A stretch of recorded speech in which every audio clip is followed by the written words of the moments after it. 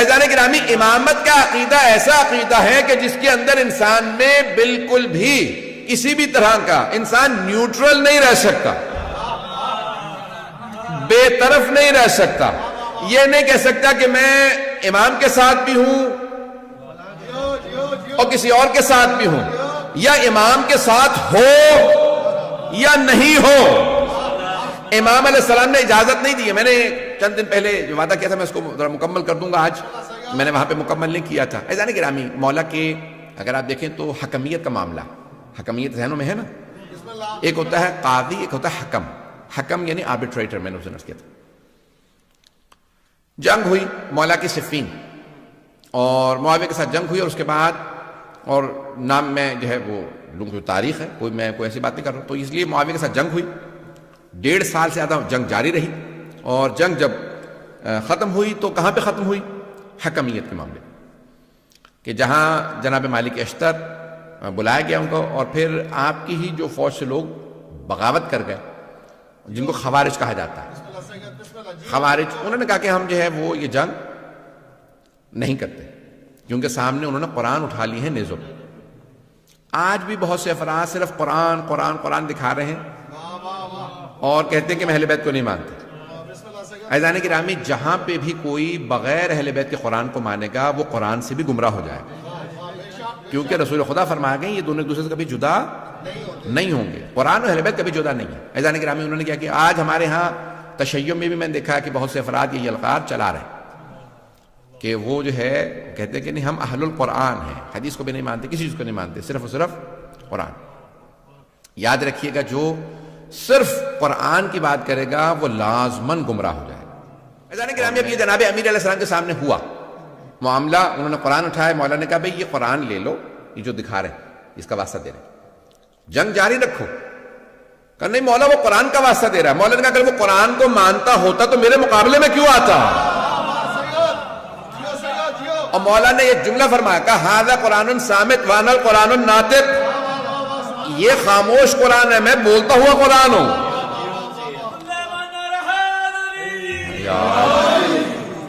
عزیزان گرامی، انہوں نے جو ہے وہ قرآن دکھائے، 500 قرآن نیزوں پہ بلند کیے، اور مولا کائنات نے کہا کہ نہیں ٹھیک ہے یہ قرآن جو ہے ان سے لے. لیکن لوگوں نے کیا کیا؟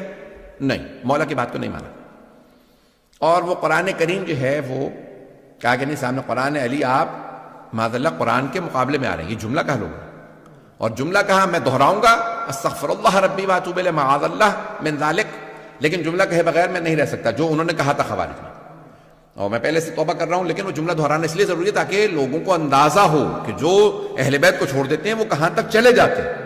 اور انہوں نے جناب امیر کو مخاطب کر کے کہا یا علی اکفرت، یا علی آپ کافر ہو گئے.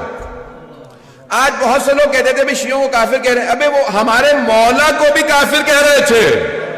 وہ کہہ رہے تھے یا علی اکفرت، یا علی آپ کافر ہو گئے، اپنے قرآن سامنے موجود ہے اور آپ نہیں مان رہے. یہ انہوں نے کہا. عزیزان گرامی، اب جناب امیر علیہ السلام نے اس وقت پھر جدائی اختیار کی. وہ لوگ الگ ہو گئے، اور انہوں نے خوارج نے مولا کے خلاف اعلان جنگ کر دیا. جب آپ کہہ رہے ہیں کہ بھی کافر ہیں تو وہ کیا کریں گے؟ کہا کہ ہم علی کے خلاف جہاد کریں گے. آپ نے کبھی زیارات پڑھی ہیں؟ آرام سے سن لیجیے گا، زیارات اس وقت میرے سامنے نظر نہیں آ رہی. زیارت میں آپ زیارت واسطے جملہ پڑھتے ہیں کہ کن پہ لعنت ہو؟ جو امام حسین کے قتل میں آئے، جنہوں کے خلاف جاہدت الحسین. کبھی آپ نے غور کیا؟ جنہوں نے مولا حسین کے خلاف جہاد کیا ان پہ لعنت ہو. کون فرما رہے ہیں؟ چھٹے امام علیہ السلام. والذین جاہدت الحسین، جنہوں نے امام حسین کے خلاف جہاد کیا. کون؟ یعنی وہ یہ کہہ رہے تھے کہ جو ہم امام حسین کے خلاف لڑ رہے ہیں یہ جہاد ہے. جہاد عبادت ہے، نہیں ہے مجمع میرے ساتھ؟ جہاد عبادت ہے یا نہیں ہے؟ فروع دین میں 6 نمبر پہ جہاد ہے. پہلے ہے نماز، روزہ، حج، زکوٰۃ، خمس، جہاد.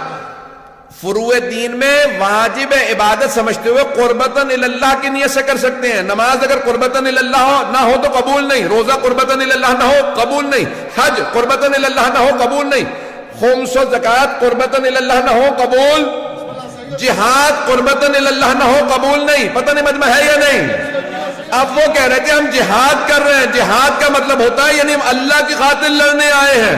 پتہ نہیں لوگ ہیں یا نہیں؟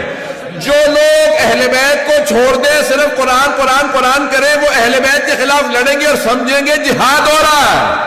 چھٹے امام فرماتے ہیں جو حسین کے خلاف لڑے اور کہے یہ جہاد ہے, اس پہ لعنت ہو.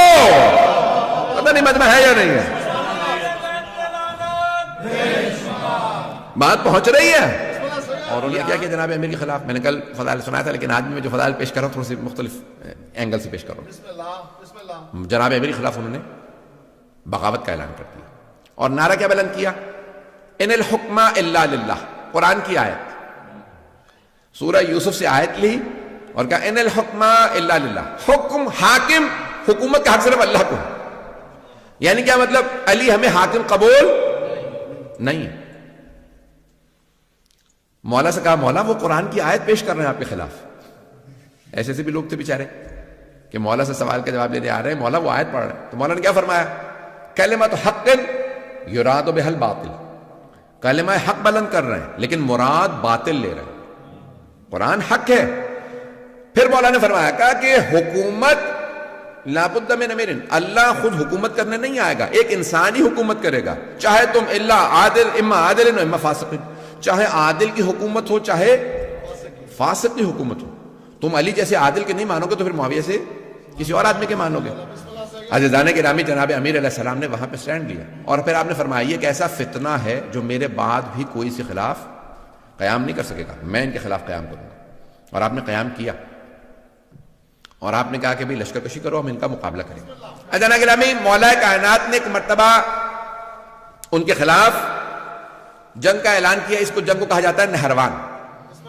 اب کیا ہوا, لشکر آ گیا نہروان کے مقام پہ, بہت بڑا لشکر, 10,000 سے اوپر کا لشکر. مولا نے کہا کہ ان کے 10 افراد بھی نہیں بچیں گے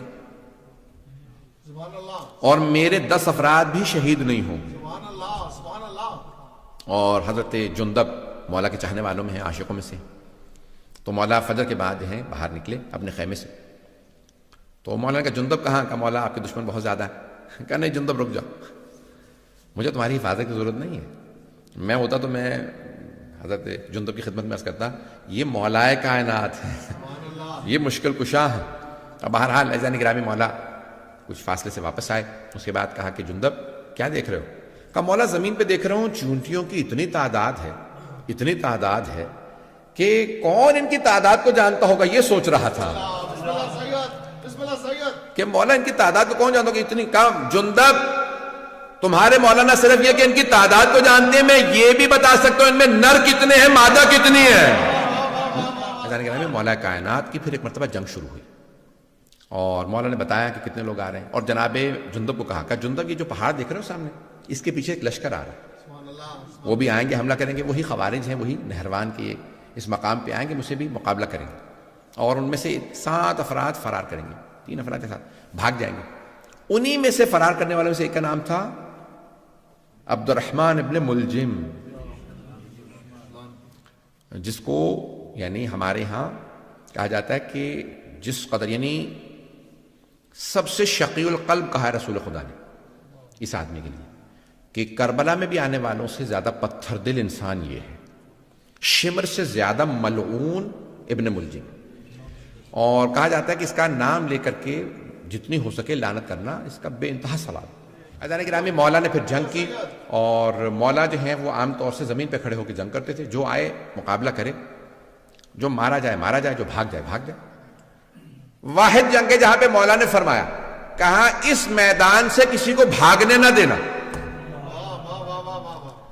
یہ صفین کے لیے اور نہروان کے لیے لوگوں نے کہا کہ مولا نے صرف ان کے لیے کہا اس میدان سے جو بھاگے اسے بھاگنے نہ دینا, اس سے پیچھے اس کے مقابلہ کرنے کے لیے جانا اور اس کو وہاں مار دینا. کہا مولا کیوں, جمل میں آپ نے کہا جو بھاگتا ہے بھاگ جائے, لیکن یہاں پہ آپ فرما رہے ہیں کہ جو بھاگتا ہے اسے بھاگنے بھی نہ دو.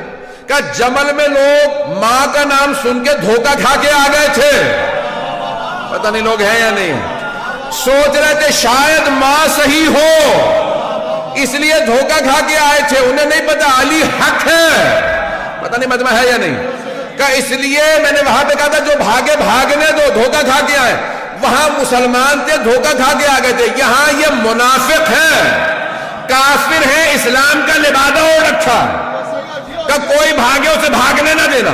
مولا نے ایک مرتبہ ذوالفقار کھینچی، اللہ اکبر کی صدا دی، گھوڑے کو ایڑ لگائی، مولا صفوں سے اپنے گھوڑے کو دوڑاتے رہتے تھے، جہاں سے گزرتے تھے سر ہی سر نظر آتے تھے۔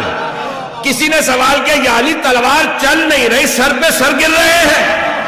میں اپنے انداز سے جواب دے رہا ہوں، مولا کہیں گے میں ذوالفقار کو روک رہا ہوں، رک نہیں رہی ہے۔ مولا نے وہاں پہ مقابلہ کیا اور بھاگنے میں صرف چند افراد ہی کامیاب ہوئے، باقی سب کو مار دیا۔ مولا نے کہا کیوں؟ یہ ایسا فتنہ ہے، یہ جہاں جائیں گے کفر پھیلائیں گے۔ اگر وہ چند افراد بھی جو بچے تھے آج اگر آپ کو داعش نظر آ رہے ہیں تو سمجھ لیں انہی کی تبلیغ کا اثر ہے۔ بات پہنچ گئی ہے جانے گرام میں، بکلیئر ہوئی ہے۔ یہ جو بھی اہل بیت کے خلاف خروج کرتا ہے چاہے کسی دور میں کرے، وہ کہتا ہے میں جا کے جنت البقیع ڈھاؤں گا، میں سامرہ پہ حملہ کروں گا، یہ جو بھی ہے اس کا مطلب ہے یہ خارجی ہے، یہ خروج کر رہا ہے امام کے خلاف۔ اور خوارج ہمارے تمام علماء نے کہا کہ وہ نجس ہیں، عین نجس، اخبث و انجس ہیں، نجس جانوروں سے بھی زیادہ۔ اس سے زیادہ کھل کے تو نہیں پڑھ سکتا ممبر سے۔